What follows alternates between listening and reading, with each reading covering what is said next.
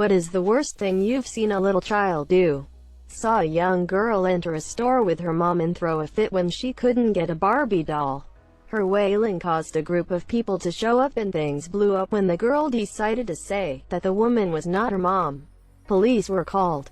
I, being a young stalker at the end of my shift, told my manager that the girl came in with a woman and promptly clocked out. Long story short, told to me by the manager the next day, the police sorted the situation and they left the property a few hours later. That's crazy. I've seen a couple of other stories in this thread where the kid pretended to be kidnapped. I think they're using the whole stranger danger thing to their advantage because they know someone is going to take them seriously. My sister did this and almost got my dad shot because she wanted another cookie sample from Publix. A neighbor's kid would mercilessly throw their 2 cats into the pool. The cats would fight and scratch, but that did stop the boy from flinging the cats repeatedly into the pool and forcing them to swim or drown. Reminds me of a patient I saw at work once. She came in to be seen as a walk-in. Dad was looking to have her admitted. I was getting her registered and checked in and noticed her hands and what I could see of her wrists were all cut up. I thought little of it, assuming it was self-harm. Being a psych hospital, we see that all the time. I used to self-harm myself, though, and the wounds on her hands and fingers did make me wonder just a bit because that's a little unusual. It's a highly visible location and quite mobile, too. I shrugged it off. She went back for assessment. Come to find out from the social worker that met with her, the patient had strangled the family's pet cat to death. The wounds on her hands and arms were from the cat's claws. She had pinned it on its back and strangled it as it tore her arms to shreds. WTF. Poor cat. In my kindergarten class, this big kid punched a girl in the face and then slammed her face into a desk because she stole my seat. By the way, it wasn't his seat and he never sat there. What happened to that kid after? WWE contract. Oh gosh, the list could go on for me, but here is one incident that really irked me. My sophomore year of college, my cousin asked me if I can take her 2 daughters to the mall, because she was busy and the girls wanted to use their spending money. We go to the mall, I buy them ice cream, and they spend their money. As we're leaving, we pass Claire's and boy oh boy does the youngest want to check it out. Now, here is some backstory with these kids. Their mom doesn't punish them worth of. I had their son throw a toy train at me once and all I got in response when I told his mom was, "He's 9 and you're 19, just be the bigger person. He's just a kid." That kind of parenting.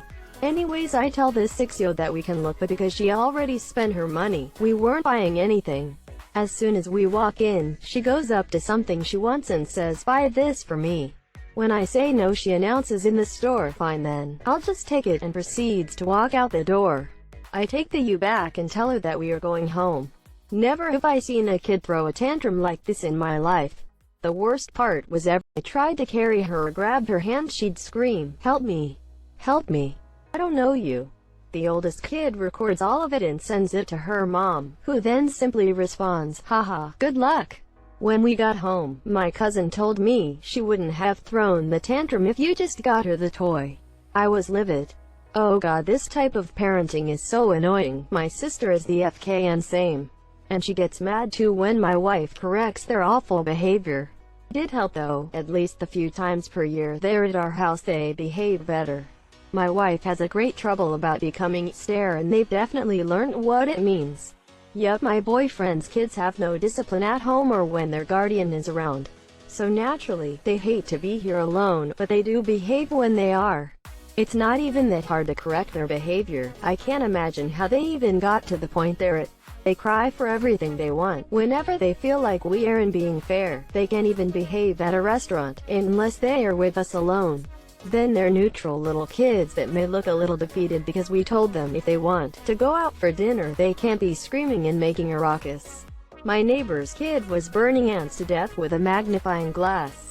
After a while he decided that ants were too boring, so he tried to hold down his cat burn with a magnifying glass. Let's just say the cat fucked the kid up. I'm glad the cat fucked him up. When little Timmy took a glass, the magnifying kind, 'twas not the thing that came to pass he'd hoped inside his mind. He dreamed of tiny streams of light, a glowing glare, a blur, a flaring flash of burning bright upon his kitty's fur. He dreamed of smoking feline skin. He dreamed of searing paws, and with a tiny evil grin, he dreamed of flaming claws. And so he dreamed of blazing beams to burn his pet with pride. But Timmy's cat had other dreams, and Timmy died.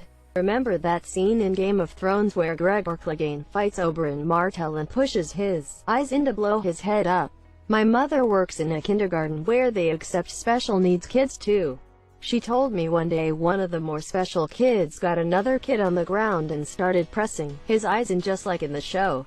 All the other kids started screaming in terror, not to mention the poor victim, and the attending adult couldn't even get him off. He was gripping his victim so hard.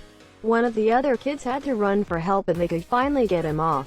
Luckily, the kid didn't suffer any lasting harm. Maybe this is just me, but if I can't pull the kid off after a couple tries, I'd shove him hard enough to knock him off. I would never hit a child, but in a situation when someone's health is at stake, I'd probably kick the little off. Toss a bucket of frogs onto the hot grills of a fire. He was 9 at the time. What was the bucket of frogs for? Grillin' was out camping on a lake with numerous families with kids. This one couple had 2 daughters. Can't remember if they were twins or just really close in age. All of us kids found a huge spawning area for frogs, little frogs and tadpoles everywhere.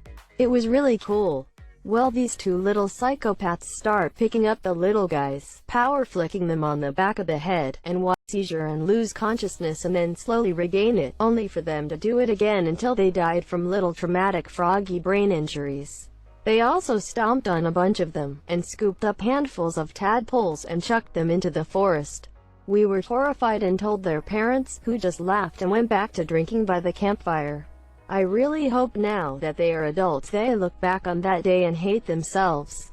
One of the cruelest things I have ever witnessed someone do to an animal. That's so fucked.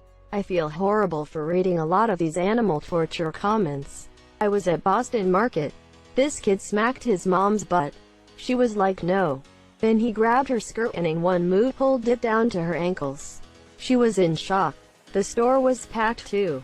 She couldn't get her clothes up fast enough. I admired her for not running out the store though. She got her chicken and left fuming. I saw a woman at Kroger deflect her toddler son as he was trying to get her out. He was yanking her top up and trying to stick his hands down her shirt. She was cool as a cucumber, all defense in business. Little kids, all teeth and claws, and a daily reminder that we are animals. Cool as a cucumber is exactly how you want to act in that scenario. No reaction equals not likely to try that same tactic again. Caught a little with a pair of scissors about to try to cut my cat's tail off. Future serial killer in the making. Lifetime ban from my house at 5 years old. When I was an English teacher in China, I had a 7-year-old student called Prince. That was not just his chosen English name, but also a direct translation of his Chinese name, which gives you all the information you need about this child's idea of his station in life and how he was treated by his parents. This kid yelled at the other kids and me on a daily basis, threw fists if anyone got too close, and once threw a chair across the classroom at me. But the worst of all was the time that this kid screamed so much his throat started bleeding. He had to go to hospital and couldn't speak for a few days, following which I was called into my boss's office and told that his parents were blaming me for it. I told her how absolutely ridiculous that was and made it very clear that when the term rolled over, I would not be teaching any class which he was in. I had a situation where I yelled so much I couldn't speak as a child but bleeding. Is that normal or does have some issues? I'm no doctor, but I did have to talk about vocal health in my choral education classes. No, bleeding is very extreme and is a sign of severe damage. It's likely he was screaming constantly, not just at school, in order for that to happen. My neighbor's kid, who was about 10 or 11, used to lure stray dogs up to his porch, then would tie the dog down and stick a firecracker, those little black cats, in the dog's butt and light it on fire. The sheer yelping and screaming from the dog was horrible. Called the police and reported the kid like 1,000 times. All the neighbors hated that boy and jumped on his parents over it. His mom was a meth head, always drugged out, and his dad was a drunk, and said, well, at least he isn't a terrorist in blowing up buildings. At least he's not a terrorist is a pretty low bar. For a lot of parents of little, sadly, they could be doing much worse things. Yeah, they could, but those words don't magically get the spray paint off the playground equipment now, do they? Grumble. When my cousin was about 4 years old, caught him spraying hairspray into the furnace flames trying to blow the house up. Good times. I have 2 aunts on mom's side. Anna lost her home in a flood, and they moved into Aunt B's home for about 3 months. Aunt A's family had a teacup poodle. Aunt B's son spent most of that 3-month period trying to kill their dog with Rube Goldberg machines. At first it was that was weird situation, which quickly became this child is psychotic. He started off with making an elaborate bottle rocket cannon, then threw the dog into the pool and threw cinder blocks at it, tried repeatedly to cram it into cardboard boxes, throwing tools and hardware at it from the 2nd-story balcony. It was scary. I think a few months after Aunt A's family moved out, the kid hit his little brother in the head with a shovel and split his scalp open. They started therapy after that one. Oh my. What happened then? I mean later in his life. This isn't as bad as some of the other ones, but it was an awful, awful night.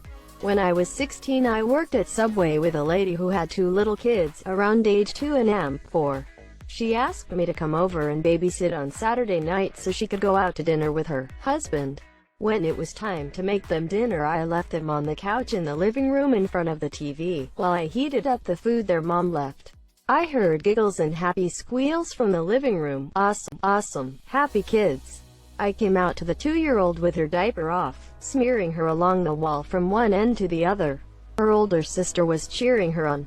I stuck the 4-year-old at the kitchen table with her dinner and took the 2-year-old to the bathroom, down the hall to hose off the. I hear what I can only describe as _evil cackling coming from the living room. I grab the baby and run out to the 4-year-old with a lighter trying to set things on fire.